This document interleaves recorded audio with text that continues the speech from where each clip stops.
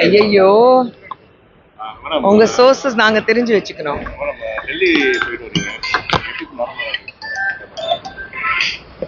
It's எங்களுடைய election எப்படி நடக்கணும், பிரைம் மினிஸ்டர்லேருந்து கேபினெட் மினிஸ்ட்ரியிலேருந்து ஒவ்வொரு மாநிலத்திலேருந்து முதலமைச்சர்கள் வந்து எங்கெங்கே பாஜகவுடைய ஆட்சி இருக்கும் அங்கிருந்து எல்லா முதலமைச்சர்கள் வந்து நேரில் வந்து நாங்கள் வந்து மனு தாக்கல் செஞ்சுட்டு போனோம்.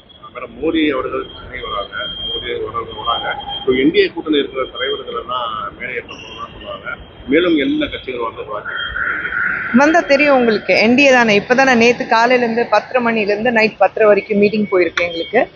ஸோ எல்லாம் நல்லபடியாக முடிஞ்சிருக்கு. என்டிஏ மீட்டிங் ஒரு எலெக்ஷனுக்கு முன்னாடி முதல் எங்களுடைய இந்திய ஜனநாயக கூட்டணியோட இது இருக்கு.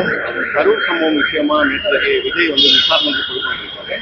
தொடர்ந்து அவரை தொடர்ந்து ஜான் ஆரோக்கியசாமி வந்து சம்மன் வந்திருக்கு. அது நம்பப்பட்ட சம்மன் என்னன்னா, இவரோட நிகழ்ச்சிக்காக வெளிநாட்டில் இருந்து பணங்கள் பெறப்பட்டதா கூடிய ஒரு சம்மன் எடுப்பாங்க. சார், நம்ம அதில் ஒன்றும் சொல்ல முடியாது. உங்களுக்கு வந்து சிபிஐ பொறுத்த வரைக்கும் it's an independent body. Court இருக்கட்டும், சிபிஐ இருக்கட்டும், இந்த விஷயத்தில் ஒரு விஷயம் ஆரம்பிச்சாச்சுன்னா அதுக்கப்புறம் நம்ம அதில் ஆராய்ச்சி பண்ணக்கூடாது. ஏன்னா நமக்கு அதுக்கு சம்மந்தம் கிடையாது. ஸோ அவங்க ஆராய்ச்சி பண்ணும்போது அவங்களுக்கு என்னென்ன தகவல் வருதோ அதுக்கேற்ற மாதிரி விசாரணை கூப்பிட்றாங்கன்னா ஐ திங்க் விஜய் நல்ல கோஆப்ரேட் தான் பண்ணிட்டு இருக்காரு. விசாரணைக்கு போக மாட்டேன்னா சொல்லவே இல்லை, அவர் கோஆப்ரேட் பண்ணிட்டு இருக்காரு. ஸோ அது விசாரணை நடக்குதுன்னு அது எப்படி இருக்கட்டுமோ அது போட்டும். அதே போல தற்போது விஜய்க்கு வந்து ஒரு நடிகராக தான் அந்த திரைப்படம் வந்து போயிட்டு இருக்கு. ஆனால் நடிகர் சங்கத்தில் இருந்தோம் எங்கிருந்தோம் அவர் ஒரு ஆதரவான படம் பார்க்கணும். எப்படி பார்க்குறீங்க நடிகர் சங்கம்? ஏன்னா அவர் உச்சபட்ச நடிகர், அவருக்கே ஒரு நடிகர் சங்க ஆதரவு இல்லாத போது மற்ற சிறு நடிகர் இல்லை, அது எப்படி அதை பார்க்க முடியும்? நடிகர் சங்கத்திலேருந்து எப்படி இதுக்கு வந்து சப்போர்ட் பண்ண முடியும்? நீங்கள் வந்து நடிகர் சங்கம் வந்து ஒரு பிரச்சனை இருக்குன்னா நாங்களே போய் சப்போர்ட் பண்ணுவோங்கிறது கிடையாது. நாங்கள் கம்ப்ளைண்ட் பண்ணணும், இப்படி ஒரு பிரச்சனை இருக்குது, நீங்கள் வந்து சப்போர்ட் பண்ணணும்னா அப்போ தான் ஒரு கம்ப்ளைண்ட் வந்தால் தான் அந்த கம்ப்ளைண்ட் எடுத்துக்க முடியும். அவ்வளோதானே இருக்குது. இந்த விஷயம் வந்து அதாவது தெலுங்குல இருக்கக்கூடிய கேசரி படம் தான் தமிழில் உங்களுக்கு பண்ணுறாங்க. ஸோ அதுக்கு ஈஸியாக கிடைச்ச சென்சார் கூட இதுக்கு வந்து தாமதமாக வந்து ஒரு அரசியல் காரணங்களாக. இது ஜனநாயகன் யாராவது பார்த்தீங்களா? நீங்கள் பார்த்தீங்களா? நான் பார்த்தேன். நான் இதில் வெளியில் உட்காந்துட்டு இந்த மாதிரி கருத்து சொல்கிறதுக்கு யார் யார் உட்காந்துட்டு இருக்காங்க யூடியூப் முன்னாடி, அவங்க பார்த்தாங்களா? பார்க்காமலே நீங்கள் ஏன் முடிவுக்கு வரீங்க? இப்போது சென்சர் போர்டில் அதை கிளியர் பண்ணலைன்னா நிச்சயமாக அங்கே சென்சிபிலிட்டிஸ் இருக்கும், அவங்க அதை பார்த்துட்டு வேண்டாம்னா சொல்லியிருப்பாங்க. இதே ஜனநாயகத்தை மட்டுமல்ல, நீங்கள் பராசக்தி சொல்லும்போது அதுக்கு வந்து சிபிஎஃப்சிலேருந்து தடை இருக்குன்னு சொன்னாங்க, வந்துச்சு, ரிலீஸ் பண்ணிட்டாங்க. ஆனால் அதுக்கு வந்து ரெட் ஜாயிண்ட் அத்தனைக்கு ரிலீஸ் பண்ணியிருக்காங்க. அதுக்கு எதிர்ப்பு தெரிய வச்சது யார்? உங்கள் கூட்டணியில் இருக்கிறது காங்கிரஸ் தானே. கூட்டணியில் இருந்து இந்த ஜனநாயகத்துக்கு மட்டும் இல்லை, நீங்கள் வந்து பராசக்தியை பேன் பண்ணணும் ரிலீஸ்க்கு அப்புறம், பார்த்ததுக்கப்புறம்.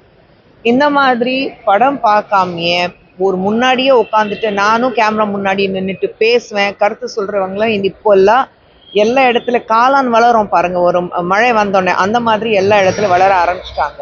படம் வரட்டும், பாருங்க, அதுக்கப்புறம் பேசுங்க. பராசக்தி திரைப்படம் வந்து பார்த்தீங்கன்னா இந்திய எதிர்ப்பு, அதாவது காங்கிரஸ் எதிராக இருக்கிறதுனால தான் அந்த படக்குழு கூட்டு எழுதுறதன் மோடி தலைமையில் வந்து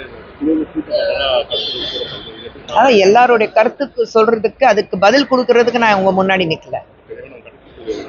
தற்போது ஒரு நேற்றைக்கு வந்து பாத்தீங்கன்னா வேலைச்சேரியில ஒரு இளைஞரை வந்து ஒரு 4 பேர் கட்டியால வீடியோ எப்படி பாக்குறீங்க? முதல்ல தமிழகத்துல இருக்கிறது திமுக ஆட்சியில அடிப்படையில் இருக்கிறது பெரிய பிரச்சனை வந்து டாஸ்மாக் போதைப் பொருட்கள். நம்ம இளைஞர்களை வந்து எந்த அளவுக்கு பாதிக்குதுன்னு நம்ம பார்க்கணும். லா அண்ட் ஆர்டர் சுத்தமாக இல்லை. முதலமைச்சருக்கு கீழே தான் வரும் லா அண்ட் ஆர்டர் சுத்தமாக இல்லை. அதே மாதிரி இந்த போதைப் பொருட்கள் தெருக்கு தெரு டாஸ்மார்க், கல்லூரி பக்கத்தில் டாஸ்மார்க், பள்ளிக்கூடம் பக்கத்தில் டாஸ்மார்க், ஒரு ஃபேமிலி வாழ்ந்துட்டு இருக்காங்கன்னா அந்த தெருவில் டாஸ்மார்க். நானே வந்து ஒரு ஏரியாவிலேருந்து டாஸ்மார்க் வந்து எடுத்திருக்கேன்.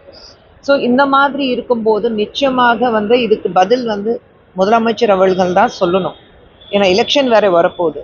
இந்த எலெக்ஷன் வரும்போது போதைப் பொருட்கள் சுத்தமாக இருக்காது, ஏன் ஆளுங்களுக்கு அதில் சம்மந்தம் இருக்காது, டாஸ்மார்க் நான் வந்து இருக்காது, 10 மணிக்கு மேலே உங்களுக்கு காசு வராது. தமிழக கவர்மெண்ட் வந்து டாஸ்மார்க் மட்டும் நாங்கள் நம்பி இருக்க மாட்டோம்னு ஏன் சொல்ல மாட்டேங்கிறாங்க? எத்தனை தாய்மார்கள் கம்ப்ளைண்ட் பண்ணியிருக்காங்க, எத்தனை டெய்லி நம்ம இந்த மாதிரி பிரச்சனைகள் பார்த்துட்டு தான் இருக்கோம்.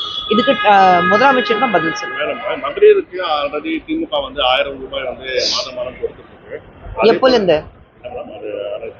இல்ல நான் கேக்குறேன், எப்போல இருந்து? எத்தனை நாளா கொடுத்துட்டு இருக்காங்க?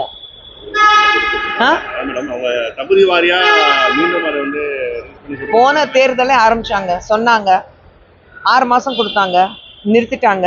தேர்தல் வரப்போது 6 மாசத்துக்கு முன்னாடி மறுபடியும் ஆரம்பிச்சாங்க. நடுவில் இருக்கிற 4 வருஷம் தூங்குனாங்க. நம்ம நிதி நெருக்கடியில தற்போது அதிமுக வந்து தேர்தல் அறிக்கையில பெண்களுக்கு 2000 ரூபாய், ஆண்களுக்கு வந்து இலவச பேருந்து இந்த மாதிரி திட்டங்கள்லாம் கொடுத்துருவாங்க. இருக்கக்கூடிய நிதி நெருக்கடியில் 1000 ரூபாவே கொடுக்கக்கூடிய முடியாத சூழ்நிலை 2000 ரூபாய் எப்படி கொடுக்க முடியும்னு நினைக்கிறீங்க? 1000 ரூபாய் எப்படி கொடுத்தாங்க அது சொல்லுங்க. 2000 ரூபாய் அதிமுக கொடுத்துருவாங்க. மேடம், சட்டசபை இன்று வந்து கூடுகிறது. இந்த வருஷத்தோட முதல் சட்டசபை. இதில் வந்து ஆளுநர் வந்து அவருடைய முதல் உரையை ஏன்னா கடந்த முறை வந்து திமுகவினர் வந்து எதிர்ப்பு தெரிவித்து அவர் வந்து வெளியே கிளப்பிட்டாரு. அப்படி இருக்க சொல்ல இந்த வருஷம் முதல் உரையா நடத்துறாரு. இந்த வருஷமும் அவங்க கிளம்புவாங்க. திமுக காங்கிரஸ்க்கு இருக்கிற ஒரே வேலை, நாங்க ஏதாவது வந்து எதிர்ப்பு தெரிய வைக்கணும். அது மக்களுக்கு சரியா இருக்கோ இல்லையோ, நம்மளுடைய தமிழகத்துக்கு கரெக்டா இருக்கோ இல்லையோ, நம்ம வந்து நியூஸ்ல இருக்கணும். நியூஸ்ல இருக்கிறதுக்கு நாங்க வெளிநடைப்படுவோம்னு சொல்லிட்டு வெளியில போயிட்டே இருப்பாங்க. அதே மாதிரி என்டிஏ கூட்டணியில வந்து பாமக தரப்பை சேர்ந்த அன்புமணி ராமதாஸ் தலைவராக இருக்காரு. அவர் வந்து கூட்டணி குறித்து பேச்சுவார்த்தை நடத்தினால் அன்புமணி மேலையும் பிரதமர் மேலையும் நாங்கள் வழக்கு தொடருவோம்னு சொல்லிட்டு ராமதாஸ் குழு. அது அவங்களுக்குள்ள பர்சனல் விஷயம், அது நான் வந்து கமெண்ட் பண்ண முடியாது. தேங்க்யூ. இப்போதைக்கு இல்லை.